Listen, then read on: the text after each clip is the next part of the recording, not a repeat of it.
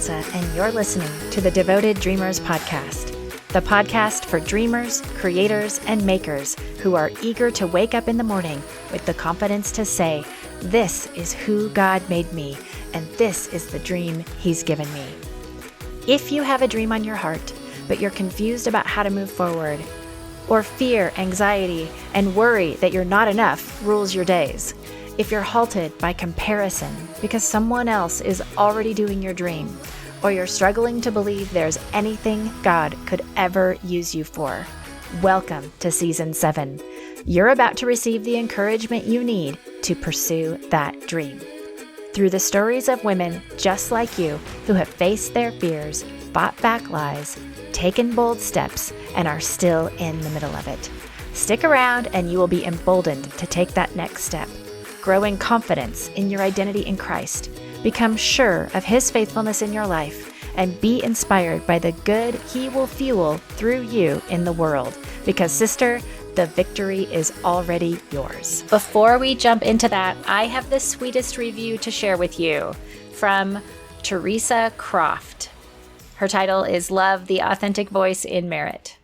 This is so refreshing as Merit shares her heart and the truths from guests. It's like you're given permission to dream within the designs and frequencies of heaven. Thank you, Merit.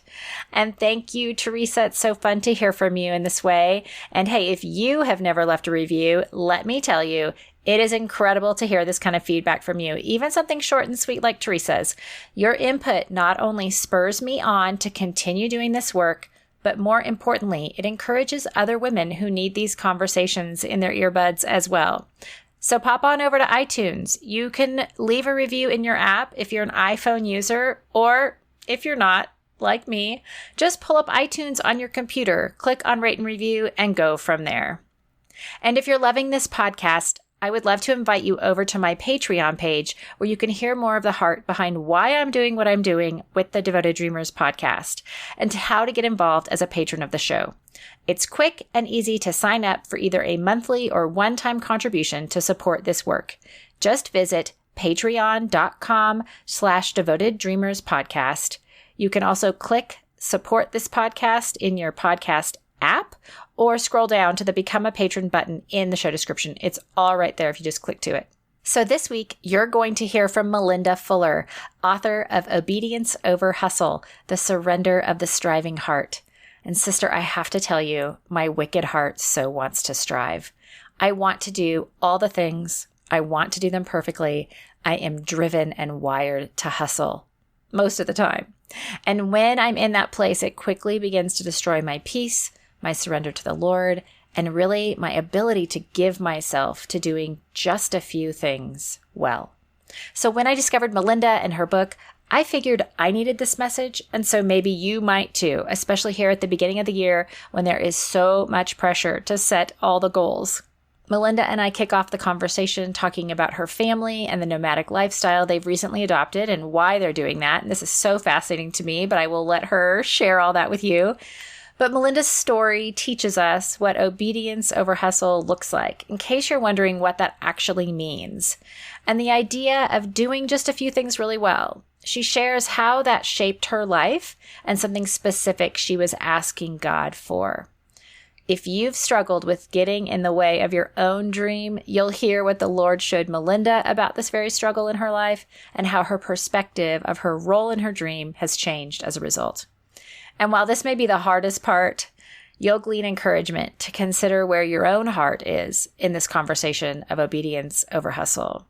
It's enough to make me ask myself and examine my own motivations. Why do I want to hustle, and how I might give that over to the Lord? Repeatedly, right?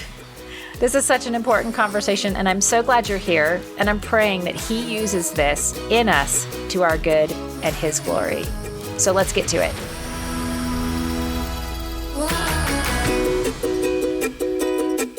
Hello, Devoted Dreamers, and welcome to the Devoted Dreamers podcast. We are here today. This is episode 139, and I'm speaking with Malinda Fuller. And I think this topic is going to be super timely for where we are here at the beginning of a new year and a new decade. Malinda is a communicator who is passionate about thriving families and helping people grow as disciples of Jesus. And she's published a book called Obedience Over Hustle, The Surrender of the Striving Heart. And literally at the end of 2019, when I found her somewhere on the internet and saw this book and the title, I was like, yes, I need to let go of the hustle. And I know you do too. And so as everyone around us here in January is like, set all your goals and do all the things and work yourself to the bone. Like, we're going to sit and talk about how we can do the things that matter and let go of the rest. And I'm just super excited to have Malinda here. She has written in a lot of places you might have seen her work: Propel Women, Proverbs 31, She Works His Way, Grit and Virtue, The Huffington Post. She is a trusted voice on this topic of obedience, hustle, and living an intentional life. So Malinda, thank you for being here. I'm so glad to have you on the show. Thank you so much for having me. I'm excited for our conversation today. Yeah, me too. And just a little side note. I mean, side note to us, probably not side note to you, but you and your family live out of an RV and you travel around the country, right? That's correct. We do. Yeah. So that's really fun. Today you're near Orlando, Florida. Yes. So fun. Did you guys do Disney stuff while you were in that area? We did not. We actually used to live very close to Disneyland. And so for years we did that instead. It's a little bit more expensive over on the Florida side of Disney. So we bypassed that this year. Maybe one day. Yeah. And how long have you been kind of this on the road living? Yeah, so nomadic is the way we describe it to people. Yeah. So about 4 months. So probably by the time this goes live, about 5 months. So not that long. Gosh. But we've been in Florida over the holidays with, I would say, about 30 other families who have been on the road for at least a year each. So Wow. there's a very thriving, vibrant community of people who are choosing this lifestyle. It's been pretty fun. Yeah. Well, can I ask you a little bit about why did you choose it and how has that been? Yeah. So in 2018, my husband was traveling with work and he was gone 150 days of the year.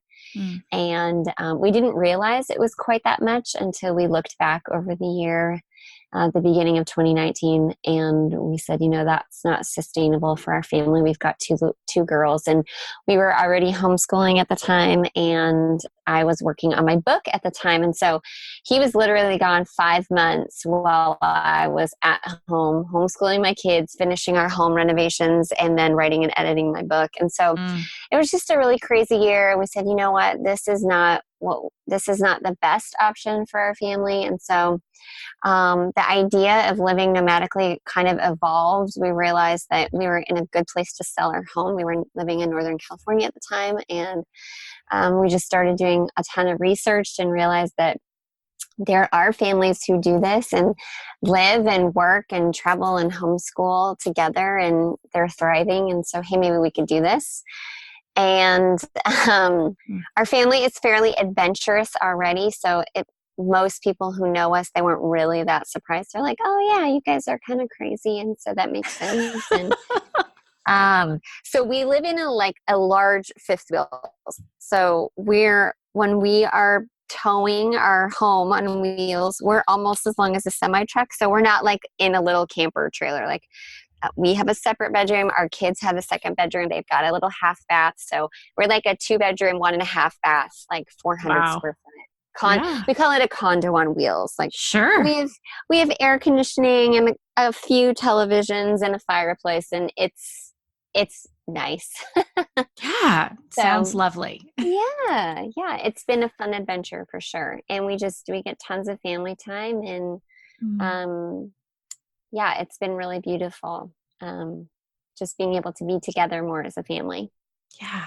And so you were writing your book before you kind of made the decision to become a nomadic family. So is that right? Yeah. My contract was already up. Actually, it released the same week that we like launched into full-time road living. Wow. So, Wow. yeah, it was all done, and which is great because I don't think I could have done the editing part and done this. It's just Hmm. well, would have been a little hard to plan that. So, Yeah. but my husband's still working full time, and I'm still writing, and I write for several publications regularly and working on new projects. So, yeah, it's a little challenging at times, but we're making it work, and we love it. So, Sure. Sure. yeah, And do you have like an end date, or will you just continue to do this until you decide, yeah. we're tired of it? Yeah, we originally said, okay, well, 6 months is our minimum. And if we hate it, then we'll just stop. But already we're like planning for at least another full year and probably longer than that because Mm. we want to do all of the 48 states and then Alaska and Canada. And Wow. now we found a whole bunch of friends who are doing this. And so, um, Yeah, that's yeah, we're cool. just going to go until we feel like the Lord is leading us to stop and put down roots somewhere else. But I don't think that's going to happen for a little while. So, Okay. All yeah, right. Well, we will follow your journey. yeah, absolutely. So talk about, we always talk about our God-shaped dreams here on the Yeah. Devoted Dreamers podcast. So what does that look like for you? Describe that in your words. As far as like previous to writing a book, I mean, what is it that you feel like God made you for? yeah. So I've always wanted to be a writer. My mom owned a Christian bookstore when I was a kid, so I kind of grew up like immersed in books. And so my dream was always to be a writer, an author, a speaker, like a women's leader and communicator and influencer. And so I think I really struggled with that when I was younger because those sound like big, audacious, prideful goals. Mm-hmm.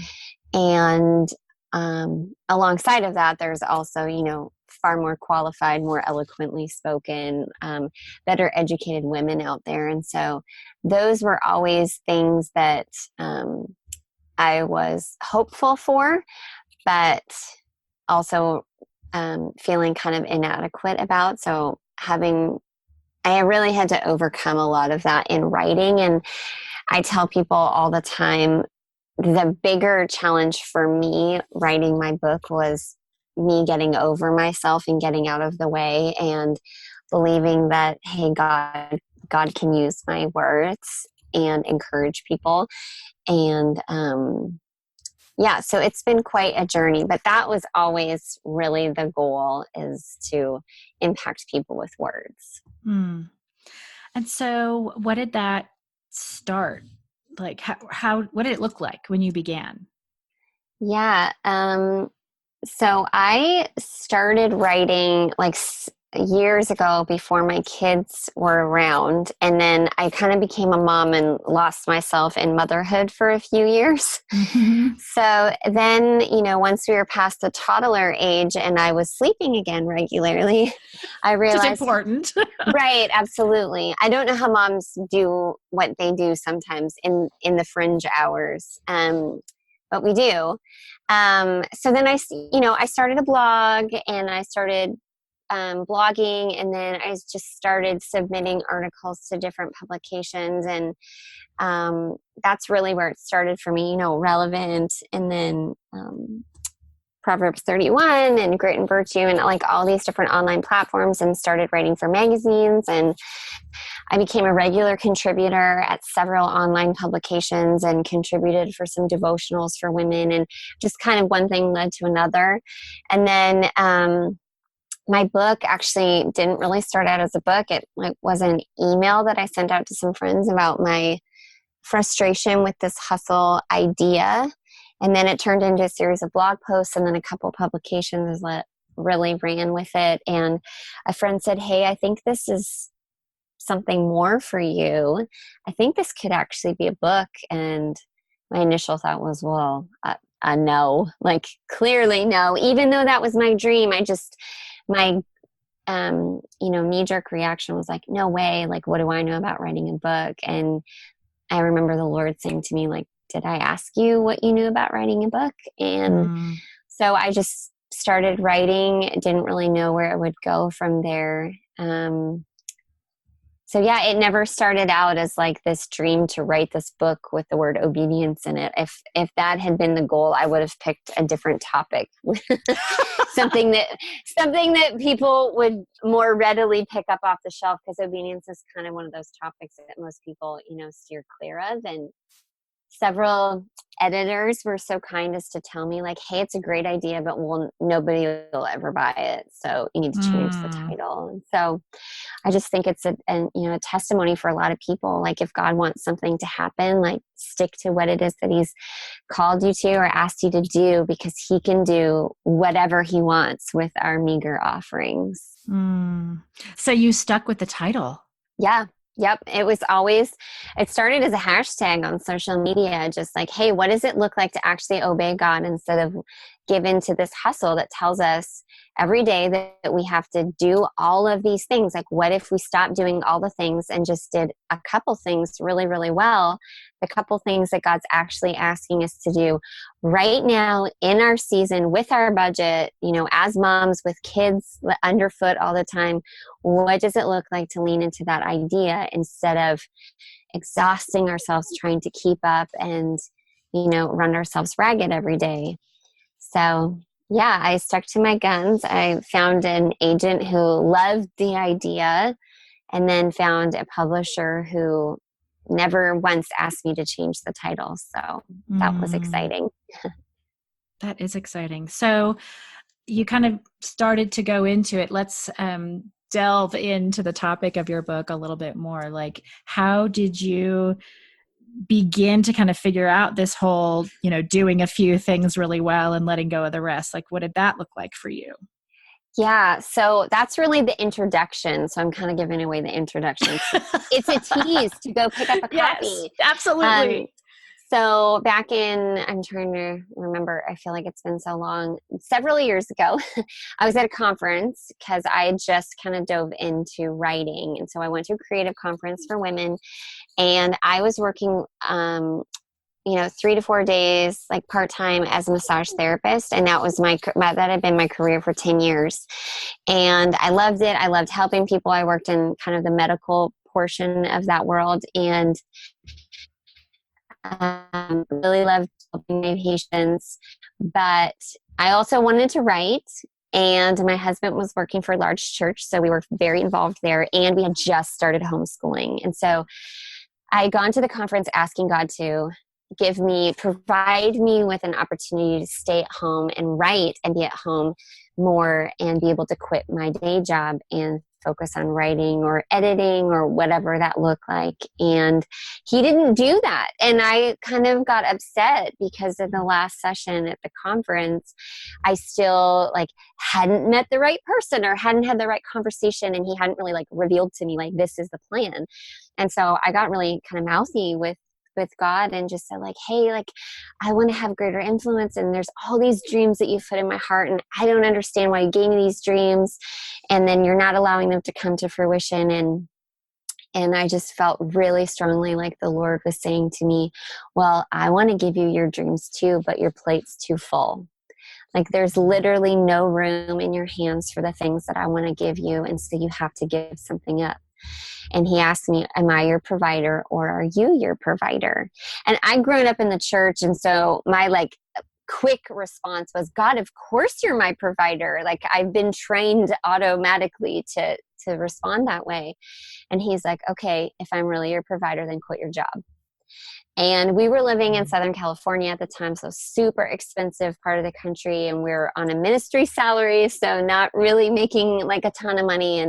And my income was the one that was allowing us to not live on credit cards. And yet I just was so overwhelmed with peace, that God was going to take care of us. And so I came home, we put a date on the calendar, I quit my job. God never provided a secondary source of income for me.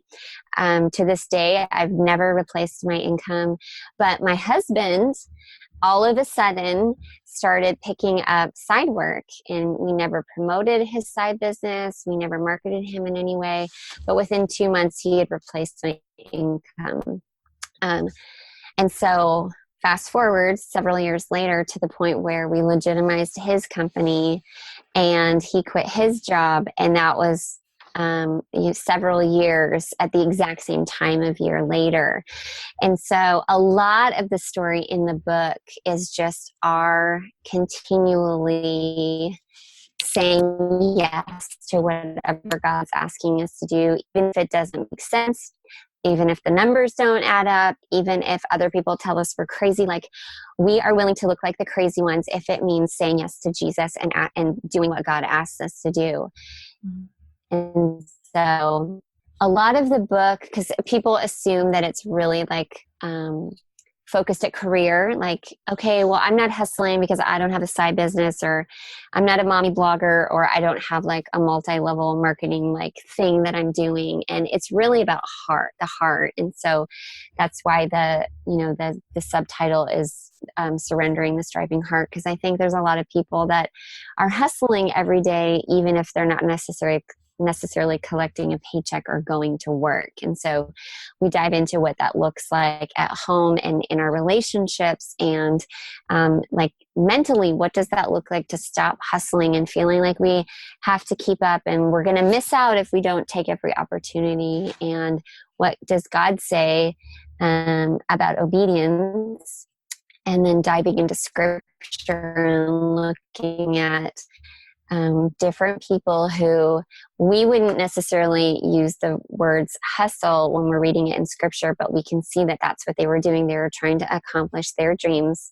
in their own timing, or even God's dream for them in their own timing, in their own way. And typically what happens is it creates a big mess. And so what I wanted to ask along the way is, what did you do, I guess, in those moments of doubt? Not 100% of the time. I'm assuming you were like, yes, of course, God. Oh, totally. Yeah, I'm like no saint. I definitely have had lots of fear and lots of doubt and lots of worry. What do I do in those moments? Well, first I cry and kind of freak out. That's honest. And I'm a 1 on the Enneagram. I don't know if you talk about the Enneagram or not, but yes, I'm a 1 too. Planner. Yeah, I'm like, I tell people I'm a recovering control freak. Like, I really love to plan things out. And so, a walk with Jesus is not any of those things. Like, he never gives us the whole plan. He gives us glimpses of what our future looks like, or what his. I think because most often it would terrify us if we could see what the whole plan is. Mm-hmm. And so I've definitely, been curled up in the fetal position, ugly crying many times. And in those moments, it's just coming back to, okay, what has he asked me to do today? And then surrounding myself with people who are, keeping me accountable, making sure that I'm actually doing what it is that I feel like God's asking me to do. And then just affirming, like, God wouldn't ask you to do these things and then leave you to flat on your face. Mm-hmm. And God wouldn't put all of these like gifts and passions inside of you. So God isn't going to ask us to do something and not show up and help us out and let us fall. He's not this God who's just sitting up there with his arms crossed, just waiting for us to trip ourselves up. Mm. And he's the one who gave us our gifts and gave us our passions. And so I think in those moments of doubt and fear, or just feeling overwhelmed, it's coming back to what I know is truth, that God is a good father. So, Malinda, is there anything kind of as you've stepped into this dream and kind of owned the gifts that God has given you and written the book and all of that, is there anything that you wish that you had done differently along the way, or kind of like tips that you would provide for others who are interested in this or have a dream in the writing and speaking realm? I would say great writers are great readers. So make sure that you're reading a lot. And it's just like any craft or any like gift, you need to steward it well. So making sure that you're investing in it and making sure that you have other people in that world that you are connecting with who are, there to encourage you and, invest in a good editor. That is something that I'm really glad that I did. I hired somebody to help me with the actual book proposal, which is how I found an agent, and that's who helped me sell my book. So it's just like anything else, you need to invest in it. And I think as you go, as you just gain more experience, like your skin gets thicker and you learn to be okay with no's and rejections and not hearing any feedback at all. And you just gain more confidence. And I think it's like anything, like if God's asked you to do it, then you do it regardless of what the outcome is. I know several people ask me all the time, actually. They're like, so how many books have you sold? I'm like, actually, I don't know those numbers right now. And it's really easy to feel like, well, what if I've done all of this work and then we don't sell very many copies? And I don't think anybody becomes an author to make money, because it's just not how the publishing world works anymore. But my husband's like, if you've changed a few people's lives and if you've encouraged them and spurred them on into stepping out into what God's called them to do, then it's worth it, isn't it? And of course the answer is yes. And so as a writer, it's not, you don't get to see the fruit. It's not like a lot of other professions or jobs where there's an immediate gratification that comes from releasing your words for people to enjoy. So you have to have that kind of inner satisfaction of knowing that somebody somewhere is reading your words and their life is being impacted and is better because you were obedient to release what it is that you felt God was telling you to write. Hopefully that's helpful for somebody. Yeah. No, I think it is helpful. And I hadn't thought about it that way, but you're right. As you do what you've been called to do, you might never, ever see like even some amazing fruit in somebody else's life because of the distance you have from somebody that could be reading your book. So I would just say, if you read something and it impacts you, go back and tell the writer, tell the author, because those, just yesterday, actually, somebody messaged me on Instagram and they're like, oh my gosh, I read your book over the holidays. It's exactly what I needed before I went into the new year. And I was kind of having like a down day. And I read this message to my husband and I was like tearing up, and it just made me, it reminded me like, there are people out there who need these words, and it's just so encouraging when you get messages like that, or like read a review that it's like totally helped somebody with what they're going through in their life. So so encourage the writer and the author. Yeah. And it really does reinforce your entire message of, if you're doing what God has called you to do, He will bear the fruit. And absolutely, it doesn't matter if you get to see it. It sure helps, but for sure. It doesn't matter if you ever get to see that fruit. Right. So that's awesome. Well, I know that you had something that you wanted to give away to the listeners. So can you talk about your PDF? Yeah. So we created the manifesto, an Obedience Over Hustle manifesto, and it's available for free on my website, malindafuller.com. You can go there and just drop in your email and it'll get sent to you. And it's just something that you can, tape up on your mirror in your bathroom, or, fold it up and put in your journal or whatever. And it's just a reminder that like, I'm going to choose to do what God asked me to do, regardless of how appealing or how enticing, the hustle chant becomes. Like, I'm going to do what God's asked me to do, whether that's a giant thing that a ton of people are going to see, like quitting my day job, or whether that's a tiny thing that's a heart posture that nobody but me and the Lord are going to be aware of. And so it's free. So go get yourself a copy. Awesome. And that is at malindafuller.com. I will link to that in the show notes for sure, as well as like other places people can find you, Instagram and Facebook. Yeah. Would love to be able to connect the listeners with you. So awesome. Thanks for sharing that. I printed mine out right before we started talking, and there's some good stuff here that I want to remember. And this would be a good, like, kind of morning reading, as you're like getting ready in the morning, like, oh yeah, I need to remember to stay in my lane and ignore hustle. Like, hang it over your desk. So when you feel like you can't walk away because I'm just going to do that one more thing. And then you end up, sitting there for 3 more hours. It's just like a good reminder, like, is this something that God has actually asked me to do? Or am I doing it out of obligation, or because I'm fearful that if I don't, I'm going to miss out? Like, what is motivating what I'm doing right now? Yeah. Excellent. Thank you. You're welcome. Well, I would love, kind of just in summary, to close us out, if you could talk about how God has changed you and grown you as you've pursued this dream, as you've followed obedience instead of hustle. Like, how are you different today than before?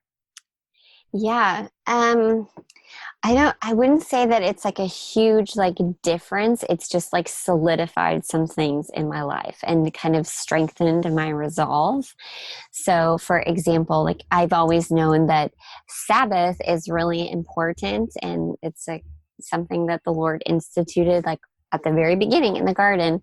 And yet it had kind of become like a religious thing, like, oh, we go to church and that's all that Sabbath was. But like, that's something that we've really explored and kind of gotten, I wouldn't say good at, that's not the right phrase, but we've really embraced this idea of like slowing down, of taking one day off where we're not working, where we're really connecting with the Lord and connecting with our family and refreshing our souls.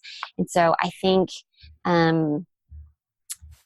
like, the big change was just saying yes to the Lord and jumping off this cliff several years ago. But since then, it's been so much more about like heart shift. Like, what is it that God's asking me to do in the day to day? Where is he asking me to obey him in areas where, it's not going to be as apparent to the people around me, but he's asking me to change, to shift my heart and my attitude and how I go about my day to day.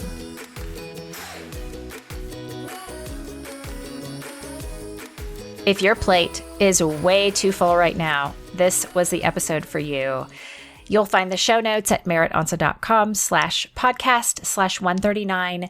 There you can also connect with Malinda, and I'm going to add the link to her Obedience Over Hustle Manifesto, which you'll find in PDF format on her website. You can print that out, tape it to your mirror, and get that reminder, maybe make a few copies and put it in all the places where you need to be reminded of this message. And either there in the show notes or here in your app, be sure to subscribe to my dream letter.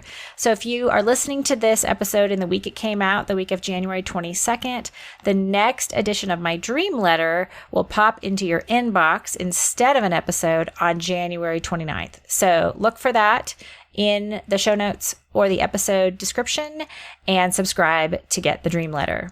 So my big takeaway from this conversation, the thing that I'm going to linger on for a while, is that this whole thing is really about our hearts and where we are lingering. Like, what are you most focused on if it's not him? And I know that kind of ebbs and flows, but let's think through, like, how is this hustle focus getting in the way of what the Lord might be calling you to? And like, how is it actually getting in the way of your dream? Like, possibly preventing you from making the progress that he's really calling you to in your dream. And then what can you do today to put that aside, to let go of the hustle, and ask him for a shift in your heart and your thinking? Like, is there a verse of scripture that could reinforce this specifically for you, like something that would speak to your heart and serve as a reminder to you? Trust me, I am there with you for sure. Let's keep pushing through and struggling through this together, that we might focus more on obedience to him and less on hustle. This was such a great conversation, great food for thought, and thank you for being here with me today. We all want to make an impact, right? I mean, what are those dreams about anyway? Well, here's a quick way to do that right now for someone who needs what you just heard. Will you take a screenshot of this episode, tag me at MerrittJO, and share it in your Instagram stories so that together we can get this encouraging message into the earbuds of the women who are ready to fight back fear, trust their identity in Christ, and unleash the dreams he's given them for their lives. It's so simple to do, and they will thank you for your recommendation. Then, before you go, if you were encouraged by today's episode, don't forget to subscribe and leave a review of the show over on iTunes so other dreamers just like you can find the podcast. Until next time, I would love to connect with you over on Instagram or in the Devoted Dreamers Insiders group on Facebook, where you'll find a community of like-minded women who love Jesus and are in the midst of pursuing the dream he's placed on their hearts. Thank you so much for joining me today, and wherever you are with your God-shaped dreams, may you have the courage to take one step toward their realization today.